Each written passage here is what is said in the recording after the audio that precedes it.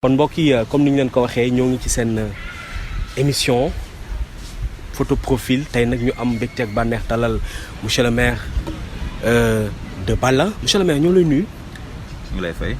alors monsieur le maire mën nga ñu présenter d'abord yow yaay kan sa jaar-jaar ci wàllu politique. man maa ngi tudd Seydou Yatta Seye maire de la commune de Balla depuis 2014 maa ngi dugg ci politique vers les années 2000. ma doon topp samay mag samay nijaay ñi doon ànd di dem politique xaw ma lan moo doon. mais loolu ban année la woon. c'était en 2000. en 2000 ah. 2000. alternance. non jamonoy alternance ah. jamonoy alternance mais. oui sama nijaay moo ko doon jiite woon benn parti Moustapha Niasse. AFP. AFP. donc je veux dire 2000 par rapport ak Ablaye Wade ba mu doogee ñëw ci. alternance c'était en 2000 ah. c'était en 2000 je crois bien oui. waaw léegi moom da doon dem en ce moment on était dans le département de Bakel.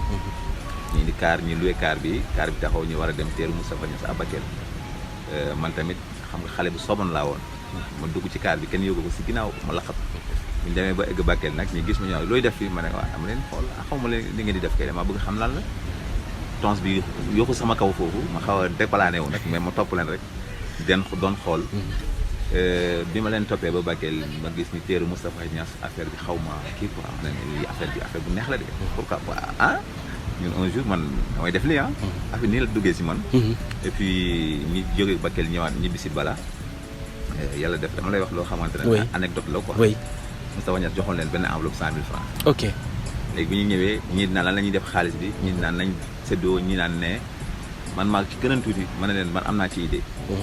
ñu ne leen ban idée ñu ne ma ne leen bon comme gis ngeen su ñuy def réunion sax amuñu fu ñu toog est-ce que 100 000 francs yi dañu ko jënd ay chaise pour beneen yoon boo leen defati réunion du ñu abbati chaise. ñee naan déedéet du yëpp chaise yooyu dañ ñu ko may coono voyage bi la affaire yooyu kay séddoo xaalis bi ñun ñëpp demee ma ñëw ci tons bi ma ne ko tons waaw ma ne ko man na dama foogoon politique affaire développement la mais comme dañuy dem di séddoo man daal bàyyi naa quoi mu ne ma non yow xale nga xamagoo affaire yi ma ne ko non non man ça va quoi waaw ci laa génn AFP si boppam ma bàyyi ma dem sama yoon bi ñu demee ba 2009 élection 2007 ñëw na bon milité woon ci benn parti temps boobu. waaw 2009 élection locale ñëw ni ma dem milité encore andi jëf foofu laa gisoon sama bopp nag parce que dama gisoon. andi jëf bul Landing Savané ah. waaw ma milité foofu mu ñëw ñu formé un groupe. mooy ancienne formation politique bu président Macky Sall. exactement ma gisoon ci sama bopp bu baax parce que idéologie affaire yooyu noonu un groupe de jeunes ñu formé ñu nommé ma secrétaire général di andi jëf Balla. commencé noonu après bi ñu demee ba nar a dem élection locale ñu waa Sopi ñu naan coalition Sopi ne ñi ñoo gis ñu d'accord ànd nañu ak kooku pour jàppale ko mu nekk PCR en ce moment c'est les communautés rurales. voilà donc ñu ànd ak moom ñu fal ko ñu ànd ak moom ñu bi ñu ko falee nag moom m'avait proposé un poste de conseiller mais j'ai dit non. j'observe pour comprendre. en ce moment j'étais très jeune bëgguma woon dugg ci yenn affaires yi quoi j'étais en train d'observer. waaw yàlla def ñu dem ba 2008. Macky Sall commencé am jafe-jafe ak Abdoulaye Wade ak ñu toog ak sama gars yi ñu gisoon injustice bi bon ma ne bon ça bi c'est le moment de soutenir Macky parce que c'est le moment ou jamais. kon yow président Macky Sall ba mu teelee génn yow tamit ci nga topp. ci laa ko topp j'étais à Dakar ici bi ma nekkee Dakar problème bi ñëw bi ñu ko naroon tëj moom et avec le Sall de Gabon du Gabon là qui était au Gabon Ablaye Sall. ce soir là on l'a accompagné ñu nekkoon dans les rues de Dakar. après bu ñu ko libéré ci laa dem këram à Mermoz dem këram ñu mu recevoir ñu mu laaj ñu fan ngeen jógee ngir boobu la ñu échangé numéro mu ne ñu jàpp leen en 2012 on sera élu dañuy gét réew mi kaddu boobu mu ngi sama bopp ba léegi et s'il m'entend il saura que ce que je suis en train de dire c'est la vérité noonu la ñu def bu ñu doon def réunion nii sax dama ko doon woo parler ñëpp dégg gars yi loolu moo indi motivation yi ñu ne affaire bi moom sincèrement parler ça prend forme voilà ñuy dem convaincre jeunes yi convaincre femmes yi au premier tour élection présidentielle ñu ñëw deuxième derrière la grande coalition de Abdoulaye Wade. Et puis au deuxième tour avec comme vous le savez on a gagné les élections dans tout l'étendue du territoire. Oui. Voilà donc noonu la ñu demee élection kii députation yi ñëw aussi. en juillet ñu gagné voilà ñu dem local et voilà j'étais même pas candidat hein. Les locales, c'était en 2009.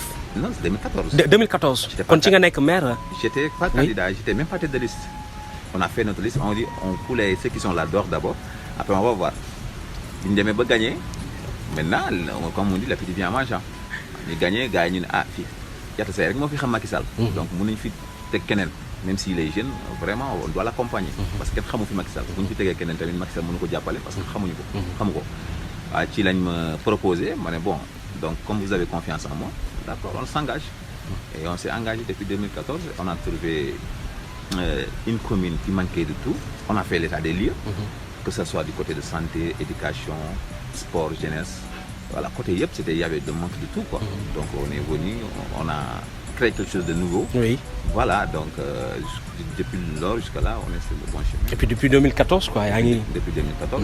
Voilà donc les populations et j'espère bien qu'ils ne sont pas déçus de notre gestion parce que voilà les images et les versions sont là. Oui.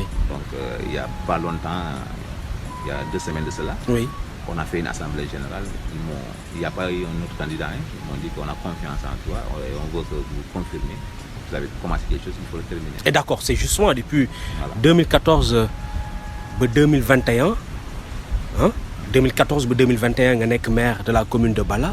Alors deuxième exercice bi gannaaw sa présentation mooy d'abord est-ce que da nga sampaat sa ndënd pour nekk candidat. loolu laa la expliqué sax xaaruma question bi sax xam naa di nga ñëw foofu. donc c'est-à-dire qu'on a fait le Benno Bokk Yaakaar de la commune de Bala a fait l'assemblée générale. Oui. Et ils ont porté M. Seydou Yatta Seye à la candidature de la mairie de Bala pour un second mandat. C'est clair. C'est clair. Alors monsieur le maire troisième exercice mooy sur votre programme. C'est vrai que depuis 2014 ba 2021 wax nga ni ba nga doon jël commune bi c'était une commune pratiquement à genoux. Certes il y a des réalisations mais tey bu fekkee yàlla def na ba nga toogaat ci boppu commune bu Bala sur le plan de l'éducation lan nga fas yéene def. Voilà su yàlla defee ma toogaat ci commune Bala. donc depuis may jël commune bi ñaari mbir laa defoon sama priorité éducation jeunesse loolu dafa bokkoon ci sama priorité. te bi ma yegsee loolu laa njëkk won ne lii dañ ko war a yëkkati lii dañ ko war a jëmal kanam maanaam jeunesse bi xamuloon fu mu doon teg tànkam. éducation aussi amuloon loo xamante ne infrastructure yoo xamante ne dina tax ba nit ñi mën a jàng ci anam yu jaar yoon. tey dama lay jox exemple tey école de Bala commune de Bala village ci boppam école bi nga xam ne man foo laa jàngee. samay mag ñi nga xam ne suñuy taw foo la ñu tàmbalee jàng. école boobu amuloon sécurité la amoon na ay salle de classe mais amuloon sécurité man première année bi ma ñëwee école boobu laa ne d'abord on va sécuriser l'école et je me suis dit chaque année un mur de clôture ça c'est inscrit dans le budget chaque année un mur de clôture vu qu'il y a beaucoup de choses à faire mais dans l'éducation ça c'est une priorité on a construit l'école de Bala on a construit l'école de Thiara c'est un village dans la commune. On a construit l'école de Tivaouane, on a construit l'école de Kouchakassé, on a construit l'école de Mbangol. Donc si vous voyez, c'est 55 écoles construites. Et aussi, on a fait des nouvelles créations, on a fait des salles de classe. Des nouvelles créations. Madame, ñoo xamante ne bëggoon nañ jàng mais amuñu ay abri provisoire moo fa nekkoon. Et je me suis lancé un défi de dire que abri provisoire 0 dans la commune de Bala. Et on essaie de lancer là. Cette année aussi, on a construit une salle de classe. boo xamante ne dernière génération nga xam ne voilà avec tous les normes quoi équipés et tout voilà donc côté jeunesse parewuma côté école bien parce que les écoles je suis venu j'ai fait l'état des lieux dans tous les écoles les directeurs me disaient